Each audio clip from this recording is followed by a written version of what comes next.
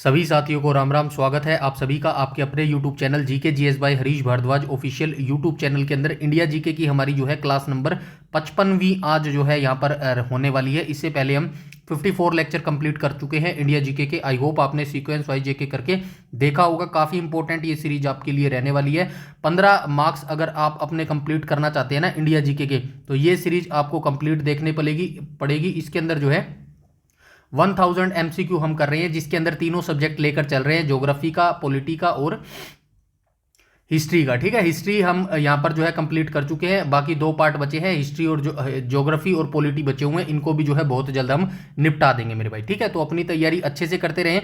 जिनका PMT list में नाम आया है वो अपनी तैयारी भाई लिखित परीक्षा की जो है अच्छे तरीके से करते रहे, क्योंकि जो है लिखित परीक्षा में भी आपको ऐसे ही शौकिंग देखने को मिलने वाले हैं। तो अगर आप शौक नहीं होना चाहते तो समय रहते जो है अपनी लिखित परीक्षा की तैयारी टॉप 10 कर लो भाई, क्योंकि जो है कंपटीशन जो है इन्होंने ऑलरेडी हाई कर दिया है। कट ऑफ शो करके जो है पीएमटी में इन्होंने ऑलरेडी सब कुछ बता दिया है कि भाई हम जो है आगे जाके ऐसे ही जो है कड़ाई से जो है सब कुछ काम करने वाले हैं मेरे भाई। ठीक है, बातें करने को कितनी भी कर लो, कोर्ट केस कर लो, ठीक है, ऐसे मुद्दे हैं ये कभी किसी पर जो है खत्म नहीं होगा। लेकिन मेरा ये मानना है जिनका देखो पीएमटी लिस्ट में नाम आ गया है वो इन चीज़ों से दूर ही रहो और अपनी लिखित परीक्षा की तैयारी जारी रखो। अब बात आ गई भाई जिनका पीएमटी लिस्ट में नाम नहीं आया है वो क्या करें।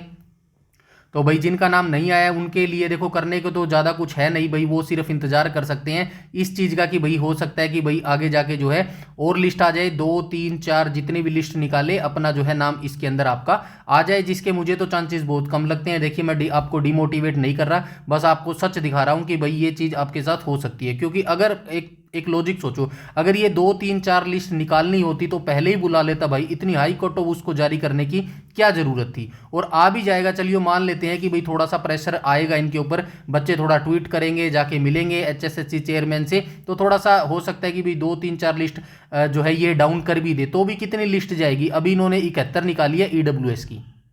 ठीक है, तो ज्यादा से ज्यादा ये अपनी कट ऑफ कितनी करेंगे, ज्यादा से ज्यादा 60 तक ले आएंगे। तो 60 के बाद भी तो बच्चे बच गए। जो मैक्सिमम बच्चे हैं ना, जो मैक्सिमम क्राउड है वो कहां तक है, वो 50 से 60 के बीच में क्राउड है मेरे भाई। और इन्हीं बच्चों को जो है भीड़ खत्म करने के लिए इन्होंने इन बच्चों को पहले से ही बाहर कर दिया मेरे भाई।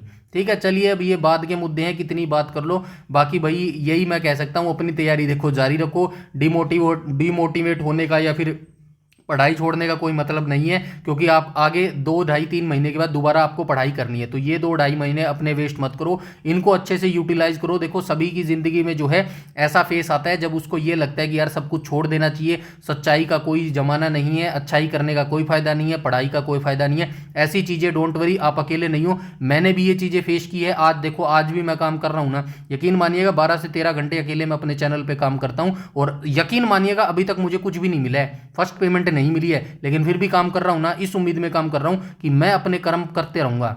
महाभारत पढ़ी है ना, उसमें श्रीमद् भगवद गीता में क्या बोला है श्री कृष्ण ने, एक इंपॉर्टेंट लाइन बोली है। अब इतनी बड़ी लाइन सुनने के पढ़ने के बाद भी आप अगर काम नहीं करते तो आपकी कमी है मेरे भाई। वहां पर क्या बोला है कृष्ण भगवान ने कि आप अपना कर्म करो, बस फल आपको मिले ना मिले ये मैटर है ही नहीं, आप सिर्फ अपना कर्म करो, फल देने की बारी मेरी आएगी, जब देना होगा मैं अपने आप दे दूंगा मेरे भाई।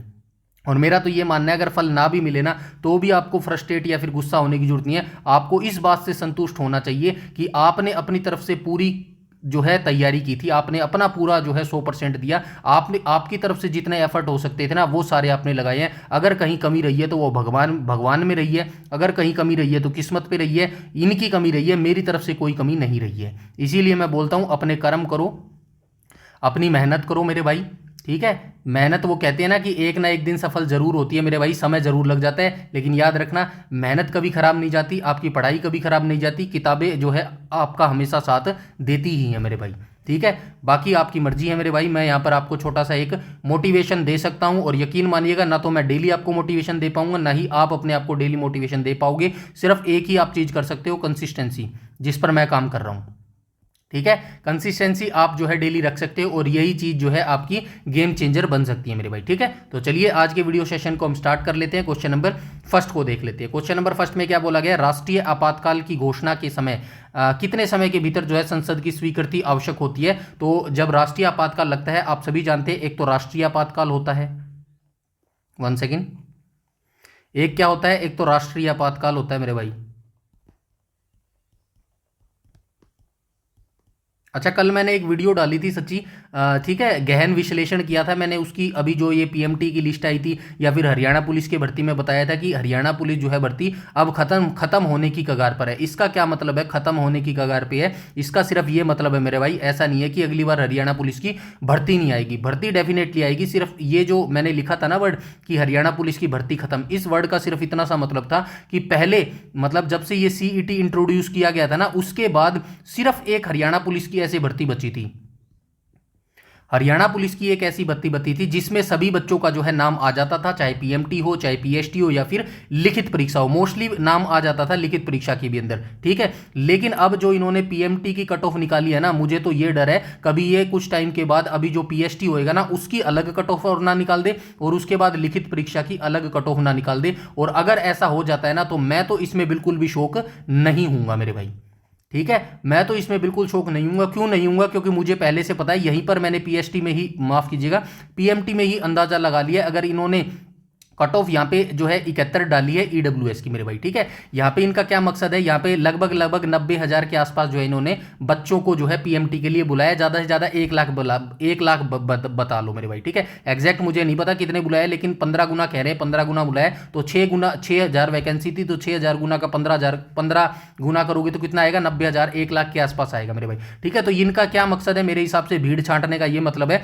90,000 इन्होंने यहाँ पर बुला लिए, 3 लाख फार्म थे, और कितने बार हो गए? 2 लाख प्लस बच्चे जो है ऑलरेडी यहां पर बाहर हो गए। अब 90,000 में से क्या है, 5,000 मान लेते हैं कि 5,000 यहां पे पीएमटी पीएसटी में बाहर हो जाएंगे। 5,000 बच्चे ऐसे मिलेंगे जिनकी या तो हाइट नहीं होगी या फिर चेस्ट नहीं होगी मेरे भाई, ठीक है। 5,000 यहां पे बच्चे जो है पास हो जाएंगे। इसके बाद ये पीएसटी पे जाएंगे, पीएसटी में जो है 85,000 बच्चे जाएंगे। और यहाँ पर भी एक ये कट ऑफ जो है लगा सकते हैं, चलो कट ऑफ का तो नहीं है, पीएसटी में जो है बच्चे 85,000 बैठ जाएंगे। चलो मान लेते हैं पीएसटी में 85,000 बच्चों का पीएसटी आ जाएगा। यहाँ पे 5,000 बच्चे यहाँ पे बाहर होंगे, क्योंकि सभी बच्चे तो रनिंग नहीं कर पाएंगे, बहुत सारे बच्चे बाहर होंगे। तो मैंने मिनिमम बताया, और भी बहुत सारे बच्चे बाहर रनिंग में होते हैं मेरे भाई, ठीक है। तो यहाँ पे ये क्या करेंगे, यहाँ पे जो है 85,000 का काट के क्या कर देंगे, 75,000 मान के चलो कि 75,000 जो है बच्चे रिटर्न परीक्षा में जो है पास कर जाएंगे, यानी कि रिटर्न परीक्षा के लिए एलिजिबल हो जाएंगे। तो ये नहीं है कि 75,000 बच्चों का ही रिटर्न करवा लेंगे, बिल्कुल नहीं करवाएंगे। ये मेरा दिमाग ऐसा कहता है। ये क्या करेंगे, यहाँ पे 10 ही गुना बुलाएंगे, यानी कि 10 गुना का मतलब क्या है कि यहाँ पे जो है ये 60,000 के आसपास जो है बच्चों को बुलाएंगे। ये इनका क्राइटेरिया रहने वाला है। और 60,000 बच्चों का रिटर्न एग्जामिनेशन कराएंगे, जिसके लिए 2 से 3 सेंटर लोड करेंगे। एक पंचकुला होगा, एक अंबाला होगा, और उसी के आसपास जो ये एग्जाम कराएंगे। मेरे हिसाब से ऐसा सिनारियो ये रखने वाले हैं, और ऐसा हो जाएगा तो मैं तो बिल्कुल शौक नहीं हूंगा। आप अपने आप को इसी तरीके से जो है प्रिपेयर कर लो मेरे भाई, अभी कर लो या फिर इन फ्यूचर के लिए कर लो, ये आपके ऊपर डिपेंड करता है मेरे भाई। आई बात समझ में यहाँ तक? चलिए, अब ये हो गई हैं बातें थोड़ी सी, ठीक है। अब हम चलते हैं हमारे क्वेश्चन के ऊपर चलते हैं मेरे भाई, ठीक है। ये थोड़ी सी बतानी आपको ज़रूरी होती है, ठीक है। यूट्यूब पर बहुत सारी चीज़ें मैंने देखी है, एग्जैक्ट जो चीज़ें होती है ना वो कोई नहीं बताता है, बस चलो खैर छोड़ो। चलिए, हम राष्ट्रीय आपातकाल की बात कर रहे थे। ये किस अनुच्छेद के अंतर्गत आता है भाई? राष्ट्रीय आपातकाल अनुच्छेद 52 के तहत आता है मेरे भाई, ठीक है। अब हम बात कर लेते हैं क्या है राष्ट्रपति शासन। दूसरा होता है राष्ट्रपति शासन। राष्ट्रपति शासन किस अनुच्छेद के तहत लगाया जाता है? ये अनुच्छेद 356 के तहत लगाया जाता है। ये पहला हो गया, ये दूसरा हो गया, और ये तीसरा हो गया। तीसरा कौन सा होता है? वित्तीय आपातकाल होता है, ठीक है। ये वित्तीय आपातकाल होता है। ये कौन से अनुच्छेद के तहत लगाया जाता है?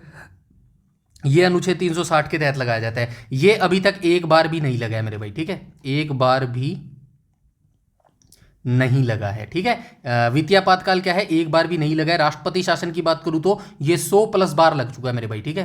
राष्ट्रपति शासन आप सभी जानते हैं ना, राज्यों में लगता है। जैसे कि हरियाणा राज्य में अपने 3 बार राष्ट्रपति शासन लगा है। कब कब लगा है? चलिए बता देते हैं, एग्जैक्ट आप ही बताओगे, डोंट वरी। 3 बार राष्ट्रपति शासन लगा है।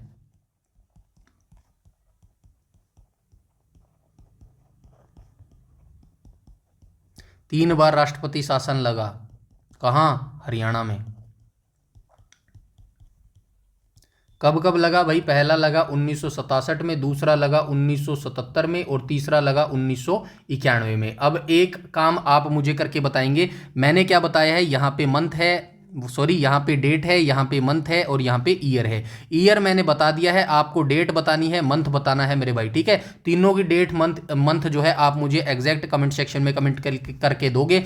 लिखना जरूरी है, हाँ बिल्कुल लिखना जरूरी है मेरे भाई। अब ये जो ईयर है ना, ये सबने रट्टे मार लिए, एग्जामिनर को ये अच्छे तरीके से पता है। अब वो फेर द बेल करेगा, क्वेश्चन तो यही बनेगा ना कि हरियाणा में पहली बार राष्ट्रपति शासन कब लगा, बस चेंज वो ये कर देगा, एग्जैक्ट डेट और मंथ आपसे पूछ लेगा। इसीलिए मैं हर बार बोलता हूं डिटेल से पढ़ना जरूरी है मेरे भाई, ठीक है। नहीं तो ऐसे शॉकिंग के लिए आप हमेशा तैयार भी रहना मेरे भाई। आई बात समझ में? तो तीनों को आपको जरूर याद रखना है, और साथ में हो सके तो ये प्लस पॉइंट और आप याद रखना ना, जब ये हरियाणा में 3 बार राष्ट्रपति शासन लगाया था ना, तो आपको ये भी याद रखना है इस समय भारत का जो है प्रधानमंत्री कौन होता था, इस समय भारत का राष्ट्रपति कौन होता था, और इस समय हरियाणा का मुख्यमंत्री कौन होता था, और इस समय हरियाणा का जो है राज्यपाल कौन होता था। इतनी सारी चीजें जब आप याद करोगे ना, तब जाके आप जो है अपने आप को एक अच्छी स्टेज में पा सकते हो। मेरा तो ऐसा ही मानना है भाई। अदरवाइज जो है बहुत सारे लूप होल है, कहीं पर भी लूप होल में आपको एचएसएससी फंसा सकती है, कहीं पर भी आपको एग्जामिनर फंसा सकता है मेरे भाई।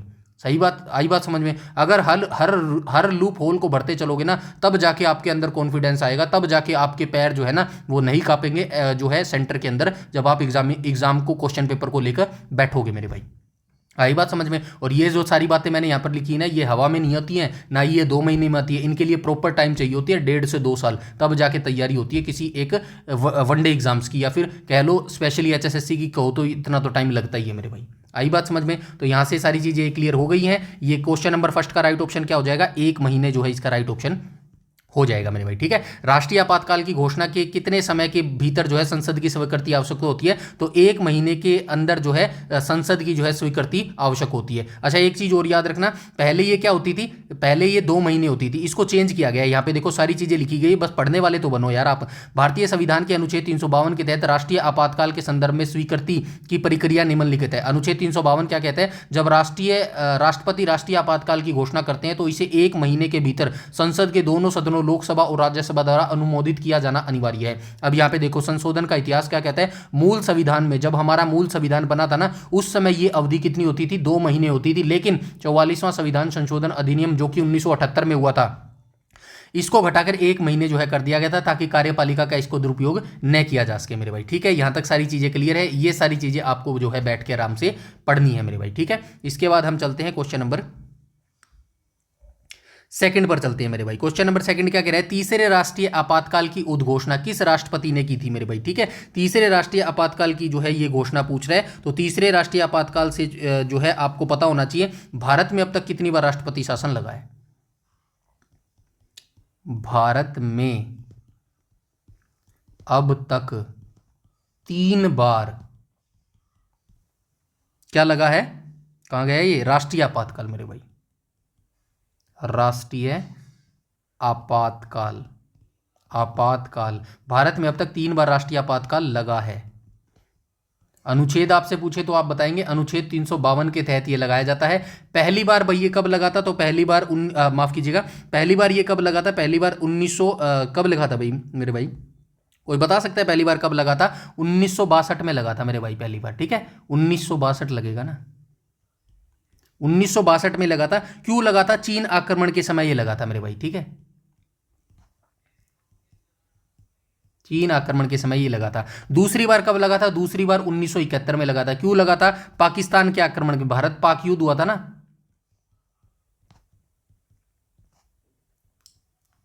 युद्ध हुआ था। और तीसरी बात कब लगा था? तीसरा आपातकाल 1975 में लगा था, इंदिरा गांधी के समय में मेरे भाई, ठीक है। तो ये आंतरिक अशांति के आधार पर लगा था, आंतरिक अशांति। और इसी एक सेकंड, आंतरिक अशांति के आधार पर लगा था। और ये जो है इसी को चेंज किया गया था। ये जो आंतरिक अशांति शब्द था ना, ये जो है क्लियर नहीं करता था भाई एग्जैक्ट क्या चीज होनी चाहिए। इसी को जो है 44वें संविधान संशोधन अधिनियम 1978 के तहत जो है चेंज कर दिया गया था। इस शब्द को जो है चेंज कर दिया गया था मेरे भाई, ठीक है। यहां तक सारी चीजें क्लियर है। आगे चलते हैं, इसका आंसर नहीं बताया क्या, चलिए देख लेते हैं। फखरुद्दीन अली अहमद इसका जो है राइट ऑप्शन हो जाएगा मेरे भाई, ठीक है। तीसरे राष्ट्रीय आपातकाल की घोषणा के समय जो है राष्ट्रपति किसने थे, तो फखरुद्दीन अली अहमद जो है इस समय राष्ट्रपति होते थे मेरे भाई, ठीक है। इनके बारे में थोड़ा सा देख लेते हैं। यहाँ पे देखो 3 बार राष्ट्रीय आपातकाल जो है लगाया गया है। उद्घोषणा की तिथि तीसरे राष्ट्रीय आपातकाल की घोषणा 1975 में की गई थी। यह आपातकाल आंतरिक अशांति के आधार पर लगाया गया था। इंदिरा गांधी जो है इस समय भारत की प्रधानमंत्री होती थी। राष्ट्रपति की भूमिका, इंदिरा गांधी की सिफारिश पर तत्कालीन राष्ट्रपति फखरुद्दीन अली अहमद ने जो है आधी रात को आपातकाल की घोषणा कर दी थी मेरे भाई, ठीक है। यह आपातकाल भारतीय लोकतंत्र का सबसे विवादास्पद काल माना जाता है, जो कि 21 मार्च 1977 तक जो है लगभग 21 महीने तक जो है मेरे भाई रहा था मेरे भाई, ठीक है। इसके बाद जो है आप सभी जानते हैं जनता पार्टी की सरकार आ गई थी और उन्होंने जो है ये 44वें संविधान संशोधन 1978 के तहत जो है बहुत सारे चेंजेस किए गए थे, जो कि 42वें संविधान संशोधन अधिनियम 1976 के तहत जो है अनुच्छेद जोड़े गए थे मेरे भाई, ठीक है। आगे चलते हैं, क्वेश्चन नंबर 3 को देख लेते हैं। क्वेश्चन नंबर 3 में बोला गया 44वें संविधान संशोधन अधिनियम 1978 द्वारा अनुच्छेद 352 में आंतरिक अशांति के स्थान पर कौन सा शब्द जोड़ा गया था। तो आप सभी जानते हैं भाई, अभी हम जो है आंतरिक अशांति की बात करके आए हैं। जो 1975 में राष्ट्रीय आपातकाल लगा था ना,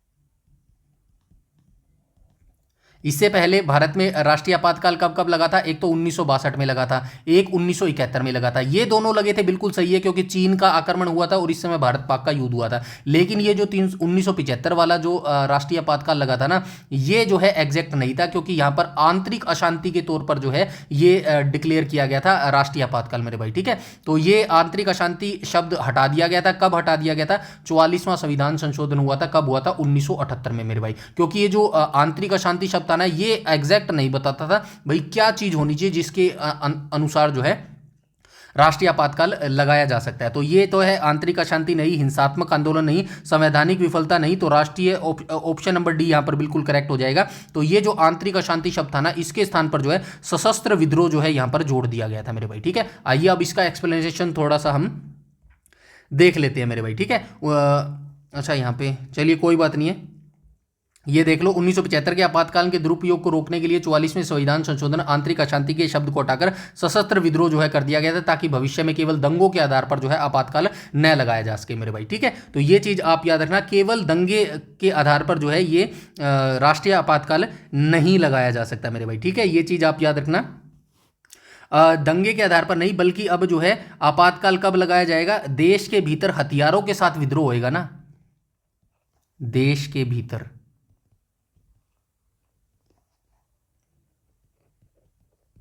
हथियारों के साथ विद्रोह,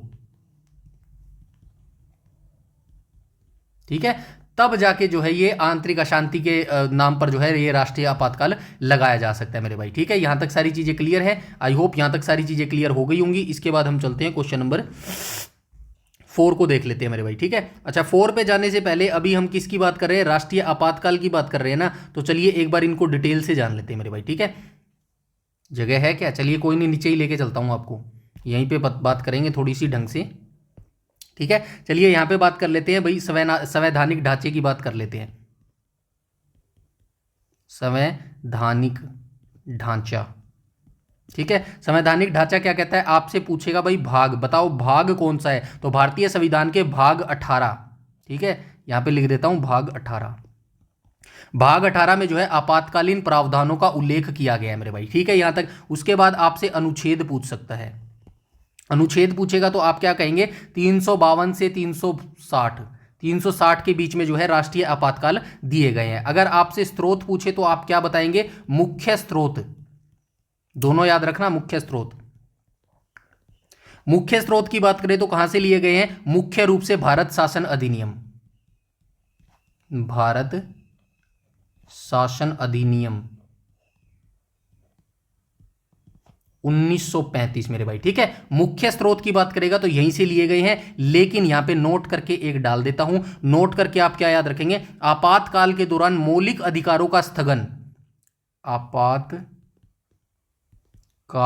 के दौरान मौलिक अधिकारों का स्थगन, मौलिक अधिकारों का स्थगन। ये जो लिख रहा हूं ना ये इंपॉर्टेंट है इसलिए लिख रहा हूं स्थगन। तो ये हमने कहां से लिए हैं, तो ये हमने लिए जर्मनी के वाइमर संविधान से, ठीक है, जर्मनी के वाइमर संविधान। क्यों लिख रहा हूं मैं ये भी बताता हूं, रुको, वाइमर संविधान से, ठीक है, लिए हैं। अब ये मैं बताता हूं ये मैंने क्यों लिखा है, ये मैंने इसलिए लिखा है, अभी मैंने जो है ये संवैधानिक ढांचा लिखा है, इसके बाद मैं अनुच्छेद 356 लिखूंगा, उसके बाद अनुच्छेद पहले 352 लिखेंगे, उसके बाद 356 लिखेंगे, उसके बाद 360 लिखेंगे। ये इंपॉर्टेंट लिख क्यों रहा हूं, ये लिख इसलिए रहा हूं क्योंकि अगर ये लिखा हुआ जो मैं यहाँ पे लिख रहा हूं ना, इतना अपने दिमाग में सेट कर लोगे, भर लोगे, डाटा डाल लोगे, चार्ट लोगे, कुछ भी कर लोगे, क्वेश्चन यहीं से बनेगा, चाहे राष्ट्रीय आपातकाल का कोई क्वेश्चन पूछ ले आपसे। आई बात समझ में? तो ये हो गया है इसका स्ट्रक्चर। अब हम बात करते हैं अनुच्छेद 352 की। अनुच्छेद 352 की बात करें तो क्या होगा, ये कहां पर लगाया जाता है, पूरे भारत या उसके किसी हिस्से की सुरक्षा को खतरा हो तब जो है 352 लगाया जाता है मेरे भाई, ठीक है। आधार इसका क्या होता है, मतलब किस आधार पर अनुच्छेद 352 पर जो है राष्ट्रीय आपातकाल भारत में लगाया जा सकता है, तो इसका आधार होता है युद्ध। युद्ध आपने देखा ना, युद्ध भारत और पाक का युद्ध हुआ था, भारत चीन का युद्ध हुआ था। युद्ध हो सकता है, कोई बाह्य आक्रमण हो सकता है, कोई देश हमारे ऊपर आक्रमण कर दे भाई, ठीक है, बाह्य आक्रमण हो सकता है, या फिर क्या हो सकता है, तीसरा सशस्त्र विद्रोह के तौर पर, ठीक है, सशस्त्र विद्रोह। आई बात समझ में? इन तीनों के आधार पर जो है, ये आधार पर जो है अनुच्छेद 352 राष्ट्रीय आपातकाल लगाया जा सकता है। और ये जो है सशस्त्र विद्रोह शब्द जो है 44वें संविधान संशोधन के तहत जो है 1978 में जो है आंतरिक अशांति के नाम पर, आंतरिक अशांति जो शब्द था ना उसको हटाकर जो है ये सशस्त्र विद्रोह यहां पर जोड़ा गया था मेरे भाई, ठीक है। संसद की स्वीकृति जरूरी है, संसद स्वीकृति, ठीक है। संसद की स्वीकृति की बात करूं तो भाई एक महीने के भीतर संसद के दोनों सदनों द्वारा विशेष बहुमत से पारित होना अनिवार्य है मेरे भाई, ठीक है। तो याद रखना 1 महीना, पहले ये क्या होती थी, 2 महीने होती थी, ठीक है, 1 महीना, ठीक है। मूल संविधान में कितनी लिमिट थी, 2 महीने होती थी, लेकिन वर्तमान में ये 1 महीने है, ठीक है। जैसे ही इसकी उद्घोषणा होगी तो उद्घोषणा के 1 महीने के भीतर जो है संसद के दोनों सदन विशेष बहुमत से जो है ये पारित होने जरूरी है मेरे भाई। समय सीमा की बात करूं, यहीं से क्वेश्चन पूछते हैं, देख लेना आप। समय सीमा की बात करूं तो एक बार अनुमोदन मिलने पर यह 6 महीने तक रहता है मेरे भाई, ठीक है, 6 महीने तक रहता है। इसके बाद जो है अगले 6 महीने की अनुमति लेकर जो है अनंत काल तक इसको बढ़ाया जाता है, मतलब कि हर 6 महीने के बाद अनुमति लेनी पड़ेगी और इसको अनिश्चित काल तक जो है बढ़ाया जा सकता है मेरे भाई, ठीक है। यहां तक सारी चीजें क्लियर है। अच्छा, प्रभाव की बात करूं तो, प्रभाव की बात करूं तो क्या होता है, इसमें जो है केंद्र की शक्ति बढ़ जाती है और अनुच्छेद 19 अपने आप निलंबित हो जाता है। अनुच्छेद 19 जो है निलंबित हो जाता है, मौलिक अधिकार है ना हमारा, निलंबित कैसे लिखेंगे, निलंबित, अनुच्छेद 19 निलंबित हो जाता है। लेकिन अनुच्छेद 20 और 21 कभी निलंबित नहीं होता, कभी निलंबित नहीं होता। ये चीज जरूर याद रखना मेरे भाई। यकीन मानिएगा ये जितनी मैंने तीन अनुच्छेद बता रहा हूं ना, चार पॉइंट बता रहा हूं मैं अभी यहाँ पे। क्या बता रहा हूं, एक तो संवैधानिक ढांचा मैंने बताया, दूसरा अनुच्छेद 352 बताया, अभी ऐसे ही 356 बताऊंगा, 360 बताऊंगा। ये चीज अगर आपने पढ़ दी ना तो यकीन मानिएगा राष्ट्रीय आपातकाल से या फिर आपातकाल से कोई क्वेश्चन आपका आगे इन फ्यूचर गलत नहीं होगा मेरे भाई, ठीक है। तो यहां तक हो गई। अब तक 3 बार लग चुका है, अब तक 3 बार राष्ट्रीय आपातकाल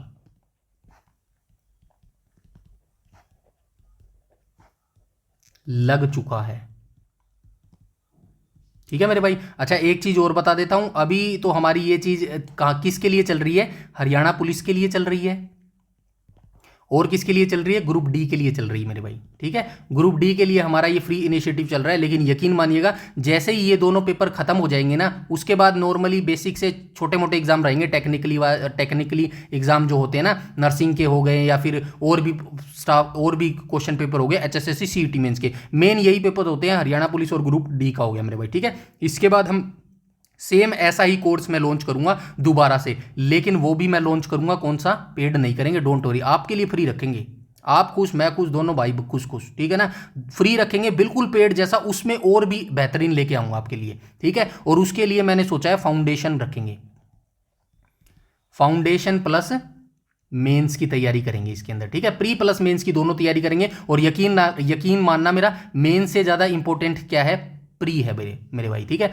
फाउंडेशन ज़्यादा जरूरी है मेरे भाई आपकी, ठीक है। जब आपके मार्क्स प्री में ज़्यादा आएंगे ना, प्री में आपके 70 मार्क्स आएंगे, तो ही आप इस मेंस के बारे में सोच सकते हैं, अदरवाइज आप नहीं सोच सकते। इसीलिए हमको जो तगड़ा प्रहार करना होगा ना, वो फाउंडेशन पर करना होगा, वो प्री पर करना होगा मेरे भाई। इसके बारे में आपकी क्या राय है, क्या आप करना चाहते हैं, मेरे साथ कंटिन्यू जुड़ना चाहते हैं, तो डेफिनेटली आप कमेंट सेक्शन में बताएंगे, तभी मैं इसके ऊपर अभी से सोच विचार करना शुरू करूंगा आपके लिए मेरे भाई। यकीन मानिएगा, आपके लिए मैं 14 घंटे काम करने के लिए रेडी हूं मेरे भाई। बस आप रेडी रहो कि हाँ, हम करने के लिए तैयार है मेरे भाई।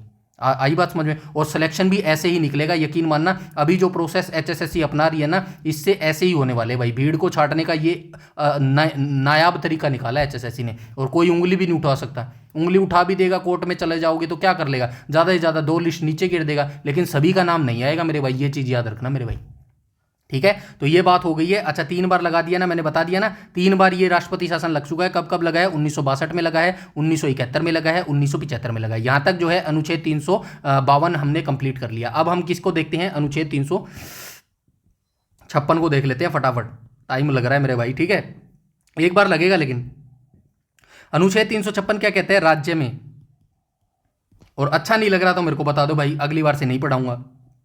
राज्य में संवैधानिक तंत्र की विफलता पर, ठीक है, राज्य में संवैधानिक तंत्र की विफलता पर जो है अनुच्छेद 356 यानी कि राष्ट्रीय आपातकाल जो है ये राष्ट्रपति शासन जो है ये लगाया जाता है। आधार इसका क्या होता है? आधार इसका हो सकता है मेरे भाई, राज्य की सरकार संविधानों के अनुसार जो है नहीं चल पाती है। मतलब कि फॉर एग्जांपल अभी हमारी जो है बीजेपी की सरकार चल रही है हरियाणा के अंदर, ठीक है, तो ये संविधान के प्रावधानों के अनुसार नहीं चल पाती, या फिर राज्यपाल की रिपोर्ट पर या राष्ट्रपति समय इसे लगा सकते हैं। ये चीज आप याद रखना, ये इसके आधार होते हैं। संसदीय स्वीकृति की बात करूं तो, संसदीय स्वीकृति की बात करूं तो 2 महीने के भीतर, उसमें क्या था 1 महीने के भीतर था, इसमें क्या है 2 महीने के भीतर, 2 महीने के भीतर आएगा ना, ठीक है, 2 महीने के भीतर। तो संसदीय स्वीकृति की बात करूं तो जब इसकी जो है राष्ट्रपति शासन की घोषणा होगी ना, तो उसके 2 महीने के भीतर जो है संसद के साधारण बहुमत से जो है इसको स्वीकृत होना जरूरी है। याद रखना, ये साधारण बहुमत से होएगा मेरे भाई, ठीक है। समय सीमा की बात करूं तो कब तक? समय सीमा 3 साल मेरे भाई, ठीक है, अधिकतम 3 साल,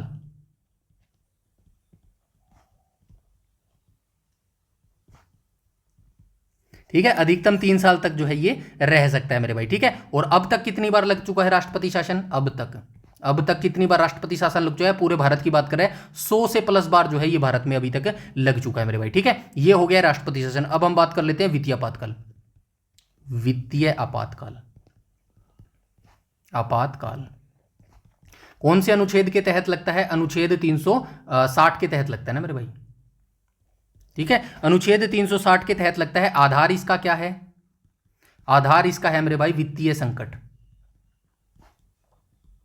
ठीक है, वित्तीय संकट के तहत ये लगाया जाता है। संसदीय स्वीकृति की बात करूं तो 2 महीने इसका भी है स्वीकृति, ठीक है। तो ये जब उद्घोषणा होगी तो 2 महीने के भीतर जो है इसको पारित होना होगा मेरे भाई, ठीक है, 2 महीने इसकी समय सीमा है। और बात करें भाई प्रभाव इसका क्या होता है? अगर वित्तीय आपातकाल लग जाता है तो इसका प्रभाव क्या होता है? राष्ट्रपति जो है जो सरकारी कर्मचारी होते हैं ना, जैसे कि जज हो गया या फिर और भी बहुत सारे होते हैं, उनके वेतन या फिर भत्तों में जो है कटौती के आदेश दे सकता है। ये चीज याद रखना भी, ठीक है। राष्ट्रपति सरकारी कर्मचारियों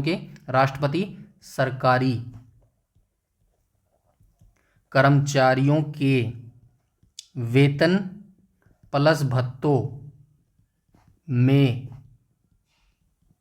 कटौती के आदेश दे सकता है, ठीक है, दे सकता है, ठीक है। और इतिहास की बात करूं तो अभी तक एक बार भी नहीं लगा है।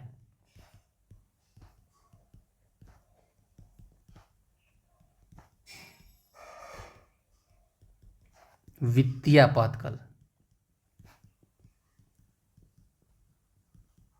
ठीक है, यहां तक मैंने पूरी हिस्ट्री बता दी है मेरे भाई आपातकाल के बारे में। आई बात समझ में? ये कंप्लीट रट लेना, इससे बाहर क्वेश्चन आपका नहीं जाएगा, ऐसे मेरा मानना है मेरे भाई। गारंटी नहीं दूंगा, डोंट वरी, गारंटी कई बार फेल हो जाती है मेरे भाई, ठीक है। मेरा ऐसा विश्वास है, इससे बाहर तो नहीं जाना चाहिए मेरे भाई, एटलीस्ट वनडे एग्जाम्स में। आई बात समझ में? तो चलिए हम कहाँ पर आ गए थे, क्वेश्चन नंबर 3 पर आ गए थे ना हम, 3 हो गया था, ये 3 हो गया था। क्वेश्चन नंबर 4 पर चलते हैं मेरे भाई, ठीक है। तो क्वेश्चन नंबर 4 को देख लेते हैं, राष्ट्रीय आपातकाल की अधिकतम अवधि क्या है मेरे भाई। अब सारे क्वेश्चन जो मैंने हिस्ट्री आपको बताई है ना पूरी आपातकाल की, यहीं से सारे क्वेश्चन आपके निकल जाएंगे, नहीं निकल जाएंगे तो देख लेना मेरे भाई, ठीक है। तो राष्ट्रीय आपातकाल की अधिकतम अवधि क्या है, तो अभी देख के आए, राष्ट्रीय आपातकाल की अवधि 2 वर्ष नहीं होती, 3 वर्ष नहीं होती, 5 वर्ष नहीं होती, कोई सीमा नहीं है मेरे भाई, ठीक है। अनुच्छेद 352 के तहत इसको जो है अनंत काल तक बढ़ाया जा सकता है, ठीक है, अनंत काल तक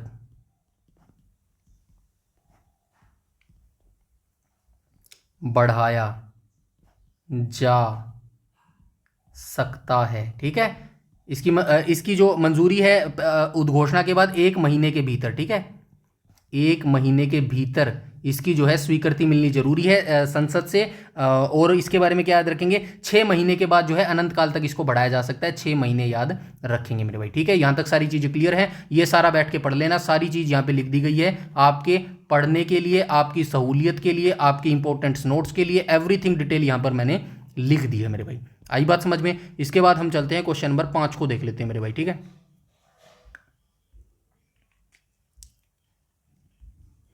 क्वेश्चन नंबर 5 में कहता है कि भारत में पहली बार राष्ट्रपति शासन कब लागू किया गया था। तो भारत में पहली बार राष्ट्रपति शासन कब लागू किया गया था, 1951, 1951, 1951, 1951। बिल्कुल सही बात है, ऐसे एग्जामिनर भी आपको देने वाला है। तो राइट ऑप्शन क्या हो जाएगा, 20 जुलाई जो है इसका राइट ऑप्शन हो जाएगा मेरे भाई, ठीक है। ऑप्शन नंबर बी यहां पर बिल्कुल करेक्ट हो जाएगा। भारत में पहली बार राष्ट्रपति शासन जो है 20 जुलाई 1951 को जो है ये लगाया गया था मेरे भाई, ठीक है। कहां पर लगाया गया था, पंजाब राज्य में ये लगाया गया था मेरे भाई, ठीक है। ये चीज आप याद रखेंगे, अगर राज्य की आपसे बात करेगा ना कि राज्य में जो है कहां पर ये लगाया गया था, तो पंजाब राज्य में जो है सर्वप्रथम जो है राष्ट्रपति शासन लगाया गया था मेरे भाई, ठीक है। आई बात समझ में? इसके बाद हम चलते हैं आगे, ये देखो संविधान के अनुच्छेद 356 के तहत जो है राष्ट्रपति शासन के प्रयोग का विवरण इस प्रकार है। भारत में पहली बार राष्ट्रपति शासन 1951 में पंजाब राज्य में जो है लगाया गया था। ये डिटेल से आप यहां पर बैठ के पढ़ लीजिएगा मेरे भाई, ठीक है। उसके बाद हम चलते हैं क्वेश्चन नंबर 6 को देख लेते हैं। क्वेश्चन नंबर 6 बोलता है कि किस केंद्र शासित प्रदेश में पहली बार राष्ट्रपति शासन जो है लागू हुआ था। तो हरियाणा में तो नहीं लगा पहली बार राष्ट्रपति शासन, क्योंकि हरियाणा में कब लगा था, 1967 में लगा था मेरे भाई, ठीक है। हरियाणा की, अच्छा केंद्र शासित प्रदेश पूछा है ना, यूटी पूछा है मेरे भाई यहाँ पे, ये तो राज्य हो जाएगा अपना, तो हरियाणा तो राज्य हो जाएगा, ठीक है। मणिपुर की बात करें, दिल्ली की बात करें, दिल्ली एक यूटी है मेरे भाई, ठीक है। पांडिचेरी इसका राइट ऑप्शन हो जाएगा, 1968 में लगा था मेरे भाई, ठीक है। 1968 में जो है पांडिचेरी लगा था। और सबसे ज्यादा जो अगर आपसे पूछे ना कि बताइए कौन सा जो यूटी है, कौन सा केंद्र शासित प्रदेश है जहां पर सर्वाधिक जो है ये राष्ट्रपति शासन लगा है, तो आप क्या बताएंगे, तो ये यूटी पांडिचेरी है। यहाँ पे 7 बार जो है ये राष्ट्रपति शासन लग चुका है मेरे भाई, ठीक है। यहाँ पे सब कुछ दिया है, ये देखो केंद्र शासित प्रदेश राष्ट्रपति शासन की प्रक्रिया में राज्यों में थोड़ी सी भिन्न होती है। राज्यों के लिए अनुच्छेद 356 का उपयोग होता है, जबकि विधानसभा वाले केंद्र शासित प्रदेशों जैसे दिल्ली और पुदुचेरी के लिए अनुच्छेद 239A(b) दिल्ली हेतु केंद्र शासित प्रदेश शासन अधिनियम 1963 के प्रावधानों का उपयोग किया जाता है मेरे भाई, ठीक है। प्रथम उदाहरण की बात करूं तो भारत में पहली बार केंद्र शासित प्रदेश राष्ट्रपति शासन पांडिचेरी में, अब पुदुचेरी में जो है लगाया गया था मेरे भाई, ठीक है। यहां तक सारी चीजें क्लियर है। ये देखो 1968 में जो है पहली बार लगाया गया था, यहां से बैठ के आप पढ़ लीजिएगा इसको, ठीक है। नेक्स्ट क्वेश्चन पर चलते हैं, क्वेश्चन नंबर 7 को देख लेते हैं मेरे भाई। क्वेश्चन नंबर 7 में बोल रहा है कि वित्तीय आपातकाल की उद्घोषणा राष्ट्रपति किस अनुच्छेद के अंतर्गत करता है, डिटेल से बता के आया हूं, अनुच्छेद 360 के तहत करता है। ऑप्शन नंबर सी यहां पर जो है बिल्कुल करेक्ट हो जाएगा। एक बार भी जो है राष्ट्रपति शासन, माफ कीजिएगा, जो वित्तीय आपातकाल भारत में नहीं लगा है। भारतीय संविधान के भाग 18 में आपातकालीय प्रावधानों का वर्णन है। वित्तीय आपातकाल के संदर्भ में मुख्य तथ्य निम्नलिखित है। अनुच्छेद 360, यदि राष्ट्रपति संतुष्ट है कि ऐसी स्थिति उत्पन्न हो गई है जिसमें भारत या उसके किसी भी हिस्से की वित्तीय स्थिरता या साख को खतरा है, तो वह अनुच्छेद 360 के तहत वित्तीय आपातकाल की घोषणा कर सकता है। संसदीय स्वीकृति की बात करूं तो घोषणा होने के 2 महीने के भीतर संसद के दोनों सदनों द्वारा साधारण बहुमत से इसका जो है अनुमोदन होना अनिवार्य है मेरे भाई। यहाँ तक सारी चीज़ें क्लियर है। उसके बाद हम चलते हैं आगे, और क्या लिखा है भाई, वर्तमान स्थिति में भारत के इतिहास में आज तक एक बार भी वित्तीय आपातकाल नहीं लागू किया गया है। यहाँ तक कि 1991 के आर्थिक संकट के दौरान भी जो है वित्तीय आपातकाल की घोषणा नहीं लागू की गई है मेरे भाई। समझते हो ना, 1991 में जब वित्तीय संकट एक बार गहरा गया था। चलिए आगे चलते हैं, क्वेश्चन नंबर 8 को देख लेते हैं। और इसकी कोई अधिकतम सीमा नहीं है मेरे भाई, याद रखना। ये जो क्या ना बात कर रहे थे वित्तीय आपातकाल की, यहाँ पे बात कर रहे थे ना वित्तीय आपातकाल की, तो इसकी कोई सीमा नहीं है। वित्तीय आपातकाल के लिए कोई अधिकतम समय सीमा निर्धारित नहीं है मेरे भाई। ठीक है, आगे चलते हैं, क्वेश्चन नंबर 8 को देख लेते हैं। भारत में अब तक वित्तीय आपातकाल कितनी बार लगाया गया है? एक बार नहीं, 2 बार नहीं, 3 बार नहीं, कोई कभी नहीं। ऑप्शन नंबर डी यहाँ पर बिल्कुल करेक्ट हो जाएगा। ठीक है मेरे भाई, तो भारत में आज तक जो है वित्तीय आपातकाल कभी भी नहीं लगा है। तो ये सारी डिटेल आप बैठ के पढ़ लीजिएगा। उसके बाद हम चलते हैं आगे, क्वेश्चन नंबर 9 को देख लेते हैं। क्वेश्चन नंबर 9 क्या कह रहा है? तो 9 कह रहा है वित्तीय आपातकाल के दौरान क्या राष्ट्रपति अधिकारियों के वेतन में कटौती कर सकता है? अभी मैंने जो सभी के बारे में बताया थे, 352, 356 और 360 के बारे में बताया था। तो वित्तीय आपातकाल के दौरान क्या राष्ट्रपति अधिकारियों के वेतन में कटौती कर सकता है? बिल्कुल कर सकता है। वेतन प्लस भत्ते मेरे भाई, ठीक है, इनमें कटौती कर सकता है। भत्ते में कटौती कर सकता है।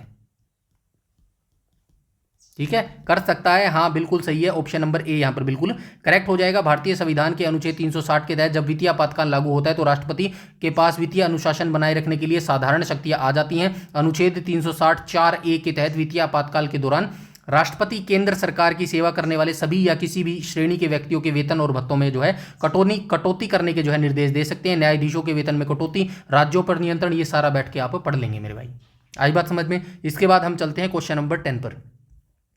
क्वेश्चन नंबर 10 कह रहा है कि हिंदू कोड बिल को लेकर किस राष्ट्रपति का प्रधानमंत्री से मतभेद हुआ था? तो पहले हमारे कौन थे भाई? राष्ट्रपति की बात कर रहा है ना। पहले राष्ट्रपति कौन होते थे, कोई बता सकता है? पहले राष्ट्रपति हमारे कौन होते थे? तो हमारे होते थे डॉक्टर राजेंद्र प्रसाद। इन्हीं का जो है राजेंद्र प्रसाद, इन्हीं का जो है भाई जो है मतभेद हो गया था। किससे हो गया था? जवाहरलाल नेहरू के साथ।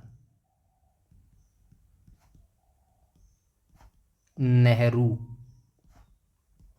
के साथ किस बात को लेकर हुआ था? हिंदू कोड बिल को लेकर हुआ था।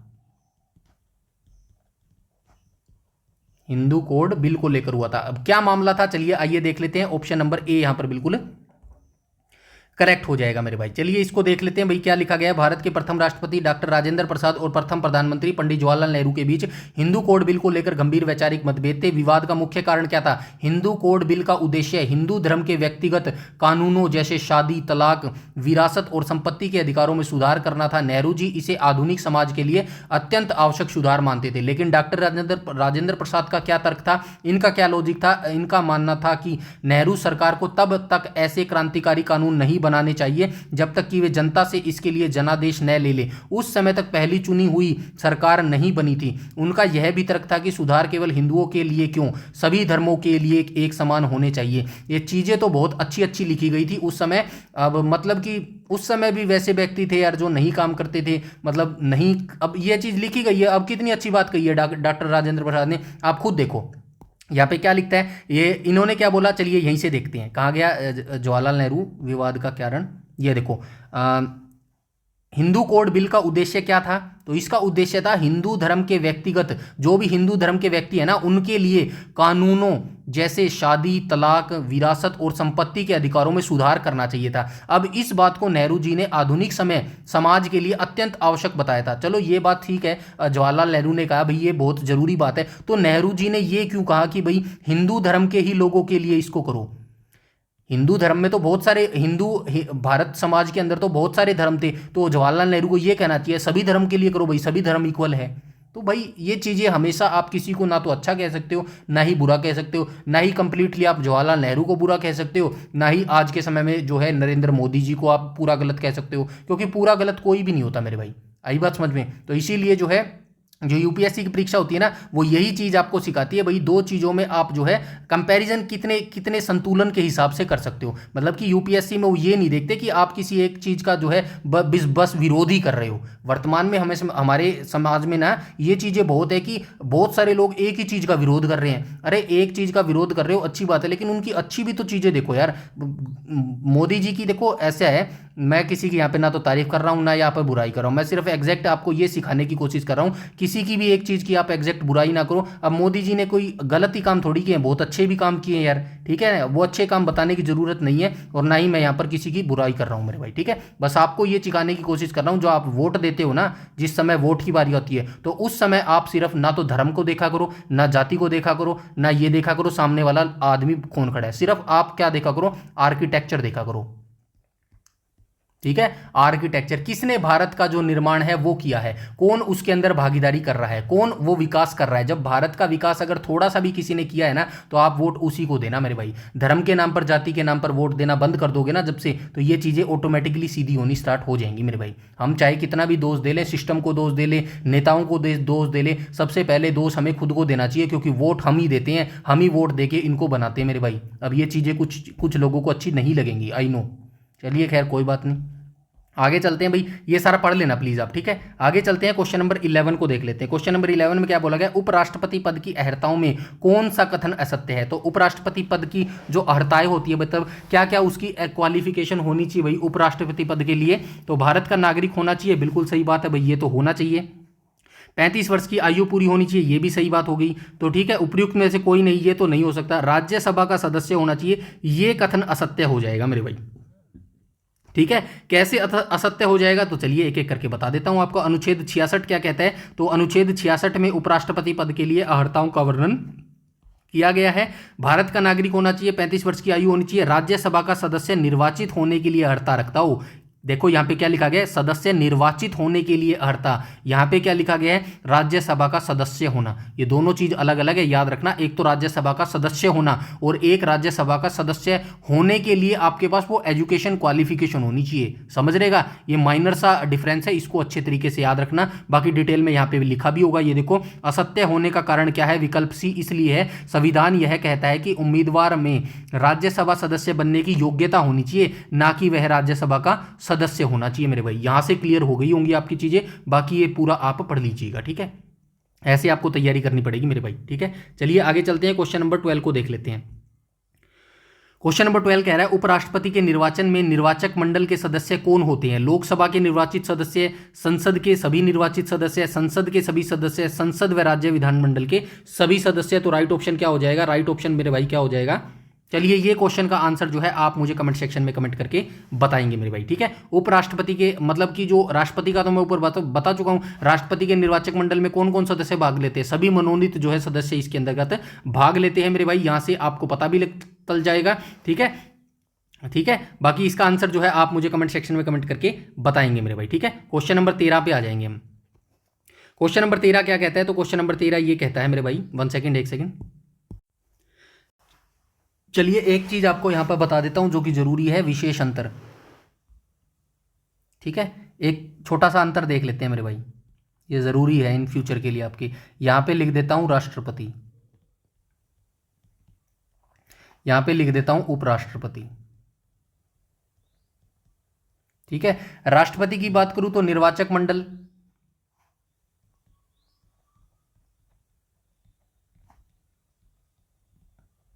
ठीक है, यहां पे भी निर्वाचक मंडल आ जाएगा। अब राष्ट्रपति के निर्वाचक मंडल में कौन कौन जो है शामिल होता है, संसद प्लस विधानसभा,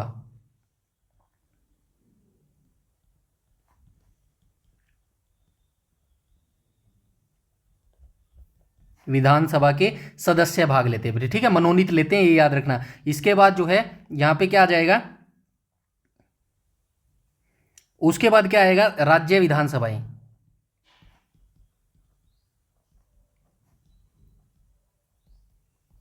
तो ये क्या करती हैं, भाग लेती हैं मेरे भाई,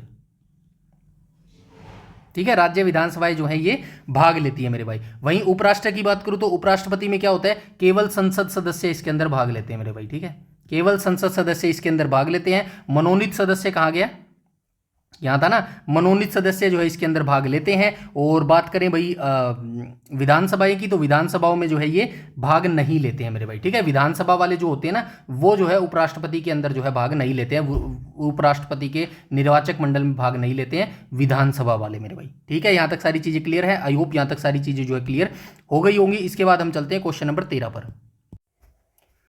इसके बाद देख लेते हैं क्वेश्चन नंबर 13।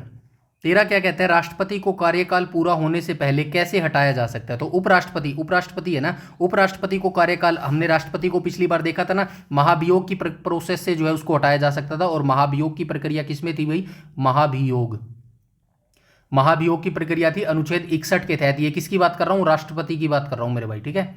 ये मैं राष्ट्रपति की बात कर रहा हूँ। तो महाभियोग अनुच्छेद 61 के तहत जो है राष्ट्रपति पर चलाया जा सकता है, और जो है ये जो है इसके तहत राष्ट्रपति को हटाया जा सकता है। लेकिन यहाँ पे उपराष्ट्रपति की बात कर रहा है, तो उपराष्ट्रपति में क्या ऑप्शन हो जाएगा, उपराष्ट्रपति को कार्यकाल पूरा होने से पहले कैसे हटाया जा सकता है, राष्ट्रपति के द्वारा सर्वोच्च न्यायालय की संस्तुति पर राज्यसभा के साधारण बहुमत व लोकसभा की स्वीकृति से। बिल्कुल सही है, ऑप्शन नंबर सी यहाँ पर बिल्कुल करेक्ट हो जाएगा। कैसे हो जाएगा, ये देखो, भारतीय संविधान के अनुच्छेद 67B में उपराष्ट्रपति को पद से हटाने की प्रक्रिया का वर्णन है। यह प्रक्रिया राष्ट्रपति के महाभियोग से काफी सरल और भिन्न है। उपराष्ट्रपति को हटाने का प्रस्ताव केवल राज्यसभा में ही पेश किया जा सकता है मेरे भाई, ठीक है। तो ये जो उपराष्ट्रपति को हटाने का जो प्रस्ताव है ना, वो केवल राज्यसभा में पेश होता है। लेकिन जो राष्ट्रपति को हटाने का जो प्रस्ताव होता है ना, वो किसी भी सदन में पेश किया जा सकता है, राज्यसभा या फिर लोकसभा में। राज्यसभा का बहुमत, इस प्रस्ताव को राज्यसभा के तत्कालीन समस्त सदस्यों के बहुमत द्वारा पारित किया जाना चाहिए। इसे संविधान की भाषा में प्रभावी बहुमत कहा जाता है, जिसका अर्थ है कि कुल सीटें, रिक्त सीटें का 50% प्लस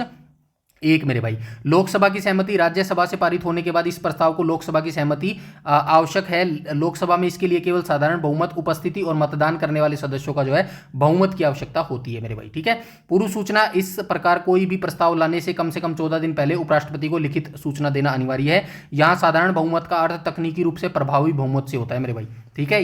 ये चीज आप याद रखना, साधारण बहुमत का अर्थ है तकनीकी रूप से प्रभावी बहुमत मेरे भाई, ठीक है। आगे चलते हैं, क्वेश्चन नंबर 14 को देख लेते हैं।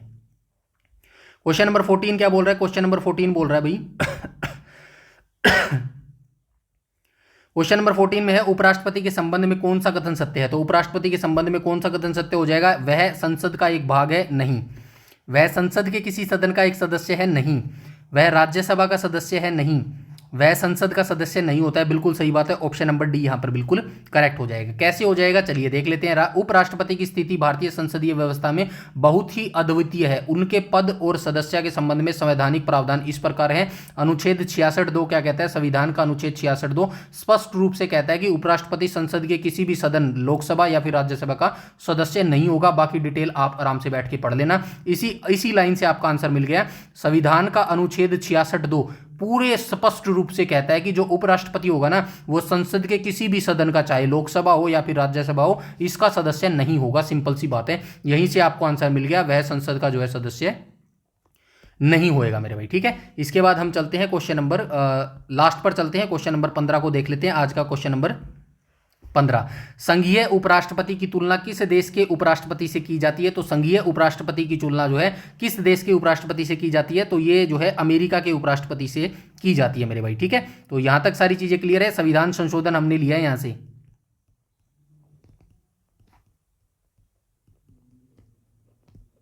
ठीक है। और मौलिक अधिकार जो है हमने अमेरिका से लिए हैं। आई बात समझ में, यहाँ तक सारी चीज़ें क्लियर हैं। और तो क्या है, और जैसे कि 2 बार बन सकता है भाई राष्ट्रपति, ये थोड़ा सा याद रखना, वैसे ही बता रहा हूँ नॉलेज के लिए। राष्ट्रपति जो है ना, राष्ट्रपति ये जो यूएसए है ना, यूएसए में ये यहाँ पर कितनी बार बन सकता है, 2 बार बन सकता है। लेकिन भारत की बात करूँ तो भारत में राष्ट्रपति कितनी भी बार बन सकता है मेरे भाई, ठीक है। यहाँ पे कोई टाइम लिमिट नहीं है मेरे भाई, ठीक है। ये चीज याद रखना। बाकी यहाँ पे डिटेल से आप बैठ के पढ़ लीजिएगा मेरे भाई, एवरीथिंग डिटेल मैंने यहाँ पे लिख दिया है। ये देखो, एक महत्वपूर्ण अंतर क्या है, अमेरिका से की जाती है, लेकिन एक बड़ा अंतर है कि अमेरिका में यदि राष्ट्रपति का पद रिक्त हो जाए तो उपराष्ट्रपति शेष बचे हुए पूरे कार्यकाल के लिए राष्ट्रपति बन जाता है। जबकि भारत में उपराष्ट्रपति केवल अधिकतम 6 महीने तक जो है कार्यवाहक राष्ट्रपति के रूप में कार्य कर सकता है मेरे भाई, ठीक है। तो ये राष्ट्रपति का भी यहाँ पे आ गया। बाकी ये उपराष्ट्रपति के बारे में आप पढ़ लेना मेरे भाई, ठीक है। एवरीथिंग डिटेल मैंने यहाँ पे आपको प्रोवाइड करवा दी है। विशेष तथ्य क्या कह रहा है, भारत के संविधान में उपराष्ट्रपति पद का प्रावधान अनुच्छेद 63 में दिया गया है, जो कहता है कि भारत का एक उपराष्ट्रपति होगा, जैसे कि अनुच्छेद 52 कहता है कि भारत का एक राष्ट्रपति होगा मेरे भाई। यहां तक आई थिंक कोई दिक्कत हो तो मेरे भाई बताओ कमेंट सेक्शन में फटाफट से। और वीडियो सेशन आपको कैसा लग रहा है, मेरा तरीका आपको कैसा लग रहा है। अगर आपको लग रहा है कि भाई मैं डिटेल से ज्यादा बता रहा हूं, इतना वनडे एग्जाम्स के लिए जरूरी नहीं है, तो मेरा तो कोई दिक्कत नहीं है भाई, मैं तो छोटा कर दूंगा, आराम से बच के निकल जाऊंगा, क्वेश्चन पढ़ूंगा, आंसर बताऊंगा और निकल जाऊंगा। लेकिन सिर्फ नुकसान होगा एक बंदे का होगा, किसका होगा, आप सभी लोगों का नुकसान होगा मेरे भाई। क्यों होगा, क्योंकि एग्जामिनर भरे बैठा है, उसको पहले से पता है ये बच्चा कितना पढ़ सकता है और इतना डीपली जा सकता है या नहीं जा सकता। वो ऐसे ही क्वेश्चन पूछेगा, आने वाले फ्यूचर की मैं आपसे बात कर रहा हूं, आने वाले समय की मैं बात कर रहा हूं। तो इसीलिए अगर आप सरकारी नौकरी की तैयारी कर रहे हो तो वेल प्रिपेयर्ड होकर ही सरकारी नौकरी के अंदर आओ, कि हाँ मैं मुझे सब कुछ पढ़ना पड़ेगा, मुझे बोर होना पड़ेगा, मुझे फ्रस्ट्रेट होना पड़ेगा, अपनी प्यारी प्यारी चीज़ों को छोड़ना पड़ेगा, तभी जाके संभव है। अदरवाइज बहुत ज़्यादा मुश्किल है मेरे भाई सरकारी नौकरी में, HSSC में तो खासकर है मेरे भाई, क्योंकि यहाँ पर फिक्स नहीं है कोई भी चीज़, ठीक है। तो ये आज का सेशन था हमारा, लेक्चर नंबर 55 हमने कर लिया है। बहुत जल्द हम इंडिया जी को निपटा देंगे, और हमारा जो है एक ही मेजर सब्जेक्ट रहा है साइंस, इसको भी बहुत जल्द निपटा के हम क्या स्टार्ट करेंगे, प्रैक्टिस सेट स्टार्ट करेंगे मेरे भाई, ठीक है। प्रैक्टिस सेट स्टार्ट करेंगे, और मेरा ऐसा मानना है अभी भी आपके लिए लिखित परीक्षा के लिए इनफ टाइम है।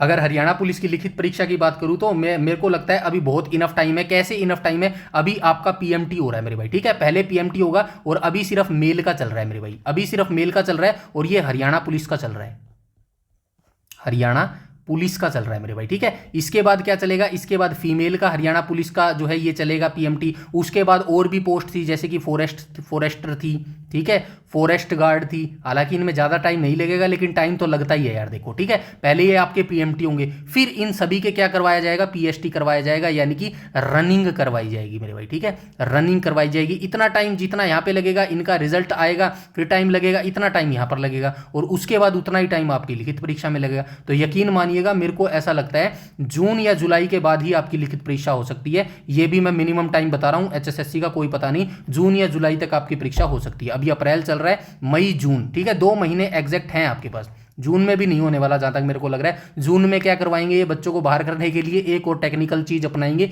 एक और इनका शातिर दिमाग पता है क्या कहेगा, जून के महीने में पड़ती है भाई तड़ाके की गर्मी, ये क्या करेंगे, जून में PST करवा लो इनका, गर्मी के महीने में भगाएंगे, जून के महीने में तपती गर्मी में भगाएंगे, और 2-2:30 बजे भगाएंगे, बिल्कुल भगाएंगे। क्यों भगाएंगे मेरे को पता है, 2021 का मैंने देखा हुआ है मेरे भाई इनका सांग, ठीक है।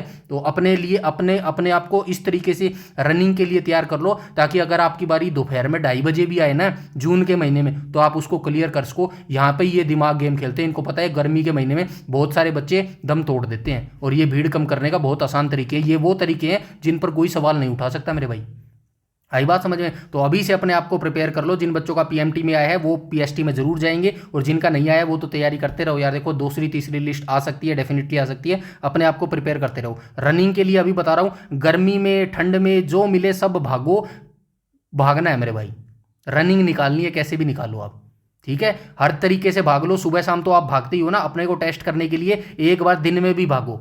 जून के महीने में अभी गर्मी तगड़ी पड़ रही है ना, तो जून के महीने में भी भागो मेरे भाई, ठीक है। ये जरूरी है, आपके सेफ्टी के लिए बोल रहा हूं, आपको सेफ रखने के लिए मैं बोल रहा हूं। बाकी आपकी मर्जी है, आप ज्यादा समझदार हैं, ये चीज आप देख लेना। बस वीडियो अच्छी लगे हो, अगर मेरी चीजें आपको अच्छी लगती हो, मेरी बातें अच्छी लगती हो, तो वीडियो को लाइक कर दिया करो, वीडियो को शेयर कर दिया करो। बस आप ही मेरे इस चैनल को ग्रो कर सकते हो, थोड़ा सा पुश कर सकते हो। बाकी यूट्यूब तो अपने को करता नहीं है भाई, साफ कहना, सूखी रहना, ठीक है मेरे भाई। तो आपके लिए काम कर रहा हूं, आपके लिए काम करता रहूंगा। बाकी कोई भी अगर आपका डाउट, क्वेरी, सजेशन हो तो कमेंट सेक्शन में कमेंट करके बता देना। टेलीग्राम चैनल ज्वाइन कर लेना, जिसका लिंक इस वीडियो के डिस्क्रिप्शन में मिल जाएगा, जहां से आपको सारी PDF जो है बिल्कुल फ्री में मिल जाएगी मेरे भाई, ठीक है। आज की वीडियो में इतना ही रखते हैं, मिलते हैं कल वाली नेक्स्ट वाली क्लास में, तब तक के लिए धन्यवाद।